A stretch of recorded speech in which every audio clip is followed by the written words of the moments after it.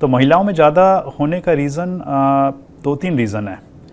एक तो biological factor है। Biological factor in the sense कि as we know that women में थोड़े हार्मोनल चेंजेस होते हैं, मेनोपॉज होता है, तो जो ईस्ट्रोजन हार्मोन है वो बेसिकली जॉइंट के लिए प्रोटेक्शन का काम करता है, और आफ्टर मेनोपॉज ईस्ट्रोजन कम हो जाता है, तो एक उससे थोड़ा जॉइंट डैमेज ज़्यादा होता है।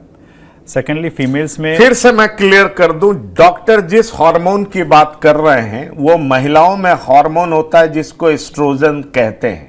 प्रोनाउंस डॉक्टर अलग तरीके से कर रहे होंगे, और पुरुषों में एंड्रोजन्स होता है, एम आई राइट?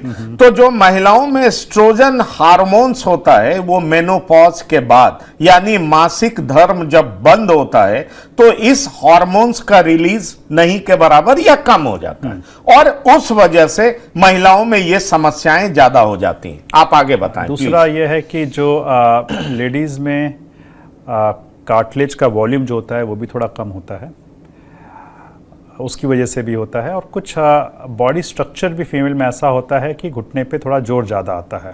तो ये तो बायोलॉजिकल फैक्टर्स हैं। दूसरा फैक्टर आता है आपका social factor. Social factor is very important with respect to arthritis in Indian subcontinent, क्योंकि आपको पता है कि हमारे देश में जो न्यूट्रिशन पार्ट है, स्पेशली फीमेल का न्यूट्रिशन पार्ट थोड़ा सा लैकिंग है। सो स्पेशली हमारे डाइट में प्रोटीन और कैल्शियम जो होना चाहिए वो थोड़ा कम होता है, तो उसकी वजह से फीमेल्स में osteoarthritis as well as osteoporosis दोनों ज़्यादा पाया जाता है। तो इसकी वजह से भी फीमेल्स में हम देखते हैं कि आर्थराइटिस थोड़ी सी मैं आता हूं